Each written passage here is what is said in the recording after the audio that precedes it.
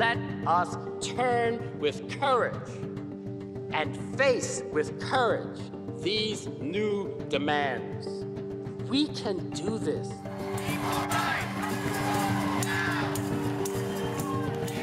If you like women, you like women. If you like guys, you like guys. We're all people. It shouldn't matter what you marry.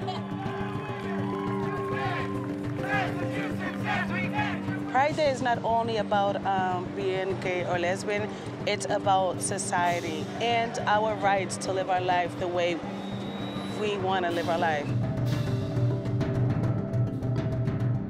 There has been a considerable amount of debate about whether this is a civil rights issue or not. For me, it is a civil rights issue. It is a civil rights issue because I understand the institution of marriage as being a civil institution as well as a religious institution. And it is that civil institution that creates the benefits that we have written into our law. That's the civil marriage that we define. And that is the question that is before us.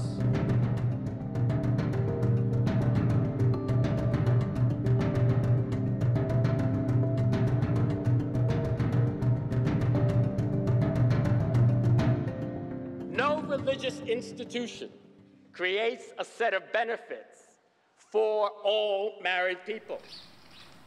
My name is Byron Rushing, and I'm a member of the Massachusetts State Legislature.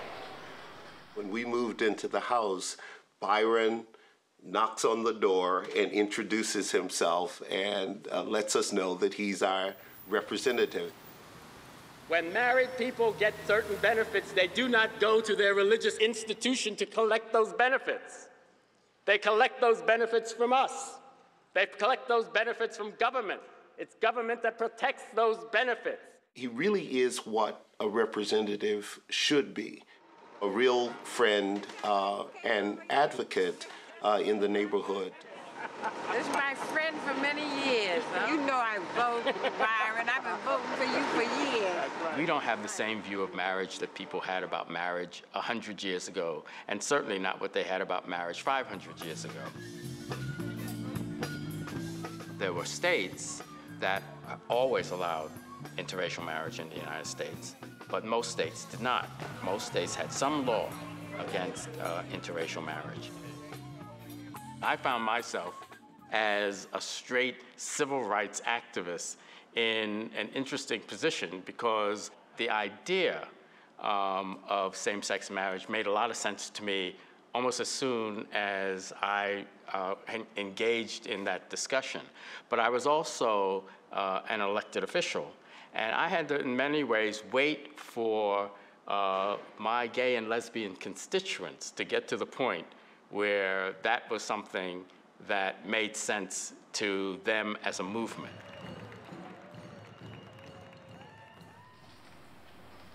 My first partner and I were together 13 years.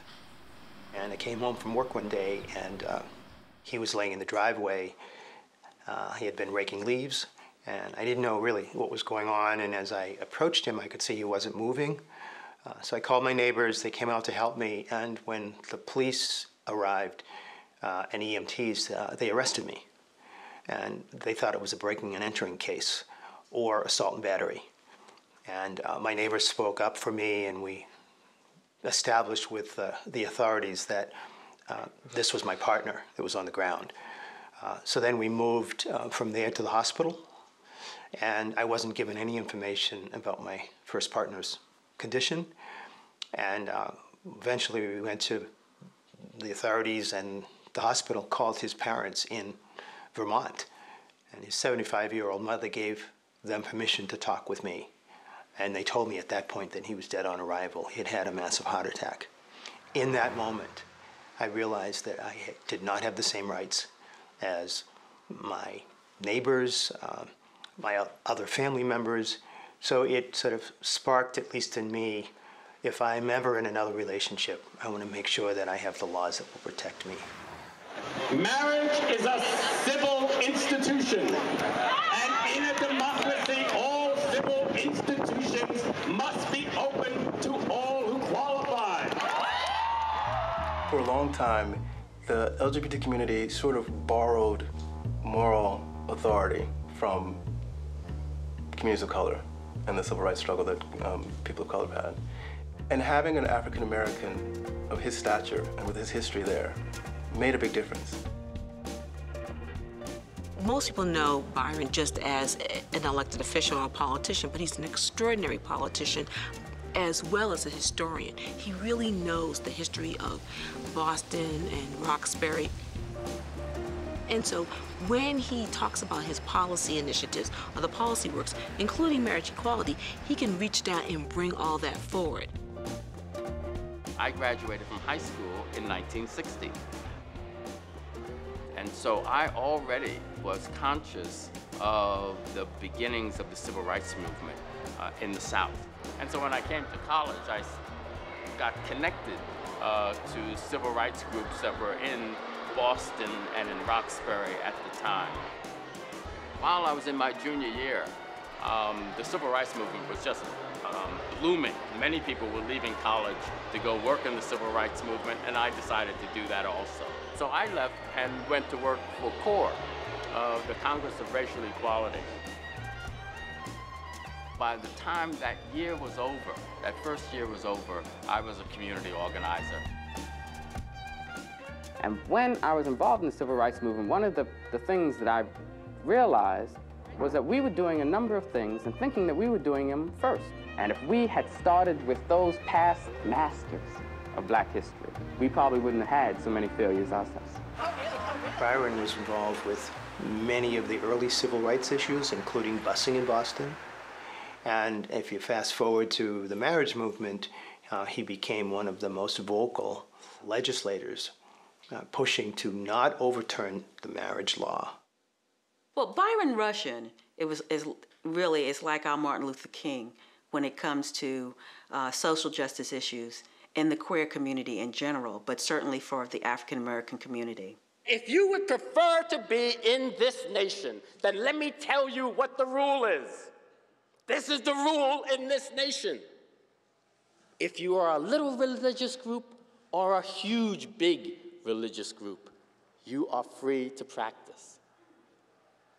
But you gotta follow this rule, that the other religious group down the street, big or small, has the same freedom to practice. That's the rule. And that means there are religious organizations, they are not huge, but they are here in the Commonwealth of Massachusetts that believe that it is fine for same-sex couples to be married and in a sacred union blessed by God and go up and take communion and eat the body and blood of Jesus. Well, initially we were going to get married in City Hall. We kind of outgrew it. And so where should we go? I called Reverend Leslie and I said, this is Mary Simmons. She says, oh yes, I've heard of you. And I said, okay, it's going so far so good. I said, and you also know I'm the openly gay musician. She says, oh yes, I know that. I said, okay. And so I said, you know, my longtime partner and I would like to get married and we'd love to have it at your church, and what do you think of that? You know, I didn't hear anything like a thump on the other end, so because she hasn't passed out. So, and she says, you know, we were really thinking about that. And I was actually stunned. And I remember calling Maddie again. I said, we're going to get married in the African American church. This is huge. Were it not for this courageous, straight African American sister who was very passionate about this issue, that everybody have the right to marry whomever she or he wants to, that marriage would have never taken place at St. Bartholomew Episcopal Church. This is a Black church. She could have been defrocked. She could lose her position at St. Bartholomew. Reverend Leslie worked some miracles. I decided to send a letter to all of the parishioners on the mailing list. Some of you believe homosexuality is sinful and that homosexual couples are living in a state of unrepentant sin. But are we in the habit of denying the other sacraments to gay people? No one anywhere is protesting or threatening to leave the church if we do not stop baptizing and giving communion to people who are gay, even though baptism and the Eucharist are the primary sacraments instituted by Jesus Christ in the Gospels. If we can offer these two primary sacraments of our church to gay people freely, where is the argument for denying them the other sacramental actions? We were being married because we loved each other, but it was also saying that we have a right to be married. That was very important. It was important for my children to see. It was important to my children to know that their parents, if you will, have a legitimate relationship like their peers. I am a member of a black church in Dorchester, and it is a Pentecostal church, and it's a fundamental church. So I didn't bother about even asking the minister to marry us. Instead, we were married at a Unitarian church. We celebrate around Easter our 40th anniversary, and then in May, we celebrate the anniversary of when we were legally married. Many black churches stood up and said they didn't want the civil definition to change. And the argument was that civil rights in this country was defined for black people. To call anything else a civil rights struggle was somehow to disparage the struggle of black people for civil rights. And that was an argument that had to be challenged. There are a number of ministers in African-American churches in this state that also have forgotten their relationship to the political, secular society. They have forgotten their relationship to the development of the civil rights struggle in this nation. They are telling us that black people, once they have gotten those civil rights, don't have to share. They don't have to share what they learned. They don't have to share what they acquired in those civil rights. I say to any of the leaders of African-American churches in this state who have taken that position, shame on you. Shame on you.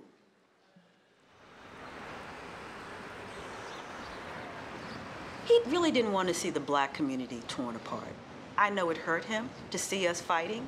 Here you have black ministers and the larger black community, and then you have the LGBT community. You could see he was very pained by this. A lot of his work is because he loves the African-American community. That's just it. How you doing? I'm all right. How are you? I'm fine. Well, it certainly helped to have a governor who supported equal marriage.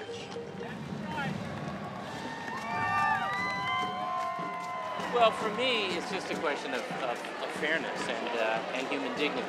It's about people coming before their government as equals.